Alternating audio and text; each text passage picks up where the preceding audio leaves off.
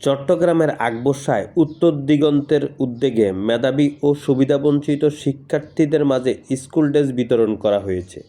গতকাল ২০শে জানুয়ারি সকাল ১০ ঘটিকার সময় চট্টগ্রাম নগরীর ৯ নং উত্তর পাহাড়তলী ওয়ার্ডের শহীদ লেন সরকারি প্রাথমিক বিদ্যালয় মাঠে উক্ত অনুষ্ঠানটি অনুষ্ঠিত হয়।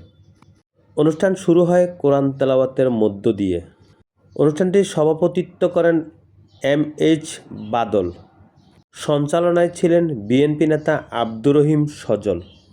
বিশেষ অতিথি সমাজসেবক মুক্তার হোসেন, পাহাড়তলী বালিকা উচ্চ বিদ্যালয়ের প্রধান শিক্ষক শাহ মোহাম্মদ ইমরান, খ্রিস্টান medical association of Bangladesh Chattogram জেলার সাধারণ সম্পাদক অভিমন্যু দেবনাথ, শহীদ লেন সরকারি প্রাথমিক বিদ্যালয়ের প্রধান শিক্ষক মোহাম্মদ রুহুল আমিন, সহকারী প্রধান শিক্ষিকা ইয়াসমিন আক্তার, শিক্ষক শিক্ষিকাদের মধ্যে আরও যারা ছিলেন রওশনারা, সঞ্জয় মল্লিক, সাবিহা সুলতানা।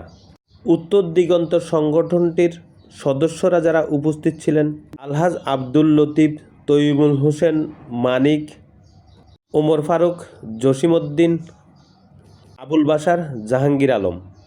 আরও উপস্থিত ছিলেন শামসুল কবির মুকুল, মোহাম্মদ জসিমউদ্দিন, আব্দুর রহিম, মোহাম্মদ শাহজাহান, মিনহাজ উদ্দিন রাব্বি, তানভীর, নাসির উদ্দিন, শেখ সেলিম সহ আরও অনেকে।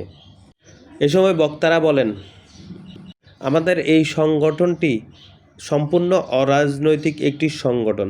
আমরা হতদরিদ্র সুবিধাবঞ্চিত শিশুদের পাশে দাঁড়াতে চাই। এবছর ক্ষুদ্র পরিসরে আমরা শিশুদেরকে সহযোগিতা করেছি। আগামী বছর আরও বড় পরিসরে তাদের পাশে দাঁড়াবো ইনশাআল্লাহ।